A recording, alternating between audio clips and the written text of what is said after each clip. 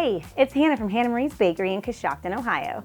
Today's tips and tricks, we are doing Swiss dots and borders. Whether you're decorating your cake or need finishing touches to your cake, this is the perfect video for you to learn a few techniques. We're going to link everything in the description below that you'll need, and we're not sponsored by any of these companies, but we may receive a small commission if you do decide to purchase something from the link. Good luck! Okay, so now we're going to start with little star tips and pearl dots and little poofs with different types of tips and how to use those. So let me see. I'm going to squeeze out the tip of my buttercream here so we can kind of massage it, get it less airy for us.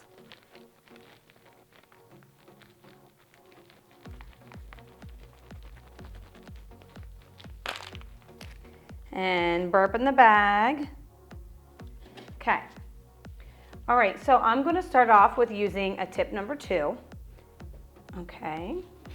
And I'm going to put my top of my coupler and screw on my tip. And I'm just going to show you how to do a little tiny pearl dots or Swiss dots. And again, you can use anything that's one of the round tips. So anything from like 1 to 12. It depends what type of look you're looking for. So I can show you with a 2 and a 12 because that's the tips that I have here right now. So I'm creating a small little, I create pressure, build it up, and then circle. And then I'll go over here, build it up, circle. So I'm putting pressure, stopping pressure, and then almost like going in a little C to eliminate that tail that I was talking about earlier on the bigger poofs. Okay, and then, so if you were doing Swiss dots on a cake, you would have some separated like this. And then you would go down to that first one and go all the way around your cake like this. And doing one more. Are these the same ones you use in the fall cake tutorial? Yes, so the fall cake tutorial or fall birthday cake, this is like the technique that I used. And then you're gonna go in the middle of these two and in the middle of those two. And again, I'm putting pressure and making that little C. Putting pressure, making the little C. And then instead of like trying to line up in the middle here, what I'm gonna do is just, I take my tip and draw an imaginary line down here, but also making sure I'm in the center of this square here. Now, if you just could not get the, if you still have that tail, and when I say tail, I should show you what I mean. So it's like, if you can kind of see that there, I can even show a little closer here. Let's see. So say you had something like that. If you have water, which I didn't really bring here, but water, even powdered sugar, you can kind of just tap it lightly and then it'll get rid of that and kind of round off your tip. Okay. And I will show you again with a bigger tip here. Same thing, you're never holding it straight to the table or to the cake. I am almost maybe even 1/8 of an inch off, not very high off, but I'm putting pressure and then circling. Pressure, releasing pressure, but continuing in that C. And then this is what I was talking about here. If you don't do that, you're gonna have that. And I believe Pete is running to get me water to show you what I was talking about. So when he brings that to me, I can show you how to top that off here. But while I have this tip number 12, I can show you how to do a border. You'll see that I don't do a lot of borders on my cake, but I do use this process to either make stripes or create some type of border on the top, but I don't do a lot on my bottom because I usually have such a clean edge. I like to show that off. But for those of you who want a border or need to, I start here and I kind of make a teardrop. I'm like putting pressure and then pulling away from it. Great. So Pete brought me the water that I was talking about. So I'm just going to take a little bit of water on my finger, not too much. I kind of dab it off or wipe it off. And maybe I'm not enough, but. And you just kind of tap it a little bit, and then it goes down. And then for that one too. Usually it doesn't take that many taps, but so that'll help you if you can't get rid of that tail. Okay, back to our border. So I'm putting pressure here, squeezing it and letting the icing build up, and I'm still squeezing it, and then I drag it down. So squeeze, drag, squeeze less, and drag. So as you squeeze down, you're getting a little less pressure. I can switch back to, actually, so while we're doing the border here, another one that's nice to use is, I have a tip number 19. And if you can see, it's one of the star tips.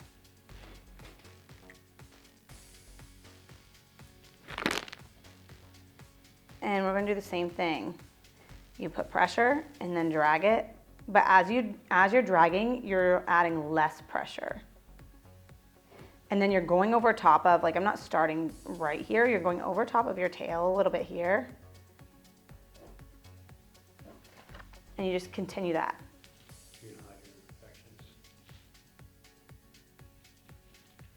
Okay, all right, another one that you can use here with this same tip, and also with this one, you can kind of intertwine your tips with any of these things that I'm using right now, but you can add a little bit more fun, and we're gonna go this way, and this way, and you're almost making a heart. So putting pressure here, dragging across, pressure here, dragging across, and it almost looks like a braid. Now we're gonna go to tip 199. This is like Fat Daddy's Little Baby. It's one of my favorites. Again, actually, I should show you why it's my favorite too. When we're doing different techniques on a cake and kind of, whether it's fillers or something cute, when you do this, or even this, I just don't prefer the large tail on here. I don't know why. It's just not my preference, but some people love that. So what I love about tip 199, and this one right here is a Wilton's. A lot of mine are Arteco, but this one I see says Wilton's on it. So here I'm gonna put a poof here and stop, and I'm gonna pull up. And it has the tail on it, but I don't know if it's just because of all the teeth, but I really like this design here. I use it a lot. But you can also here do the same thing that we did up in here. You're poofing and then dragging. This reminds me more of like an old school wedding cake border. You do see that a lot. Okay, now tip 104. Also a rose tip, but I like to do my ribbons or my ruffles with this. There is an original ruffle tip, but this is what I find myself using. It's how I like to control it. I like this one best. So the fat part of the tip is always down, and you're just going to kind of move back and forth, and you have a ruffle. Now, you can do that up on a cake like this way, and you can have ruffles horizontal or vertical. These can be used in a lot of different ways as well. Another way too is you can hold the skinny tip towards me, still the fat side down, and you're going to go this way. Okay? Yeah, like a 45 angle, and then right on top of it, and you're angling it down this whole way. So that's more of like if you're doing maybe a ballerina cake or something like that. And you can do the same thing here. You can layer these like this. And it gives a really fun look. Another thing I'm gonna do is show you how, actually I'm gonna switch my color here, really because this, you can use this as a border, but it is a leaf tip. It is 352. This is an Ateco 352. It might be different in Wilton's, but it looks like an alligator's mouth. But Wilton's might have a different number, and there's many other tips I'm sure out there that I don't even know of. But this is Ateco 352. You want to always hold it like an alligator's mouth, okay? You're going to hold it like this. And if you're using it as a leaf, you're piping and then pulling. So adding pressure and then pull. And depending on how long you want it, you could do real short, like that. You could do it like crimpy, like that. Long and straight. So there's a lot of different ways you can do this. This also not necessarily has to be green because, like I said, you can also use this as a border too. And this is really fun and cute. Now here for, if you're using a leaf tip for a border, so you're doing the same thing here, but you're kind of just going right on top of each other, but really you're angling it down a little bit more. When you pull, you're pulling it down. So pull down, and you can kind of even go, you don't have to pull away. You can kind of just continue. So those are really fun, and they look cute, and they're different. It's not something, not everybody does those all the time. So that's a little fun technique. Okay, so say you're doing a cookie or a cupcake. Okay, let's kind of combine everything that we've learned so far. So we're gonna do a star tip here, one of my large star tips, again, 852. Okay, and then I'm going to take maybe this darker buttercream, and I'm going to, I actually have my rose tip on here already. So this is my 104, and I'm going to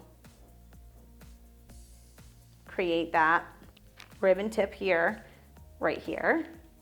Okay, and then now I'm going to take my darker buttercream, and I haven't used it yet, so I'm going to kind of squeeze it out.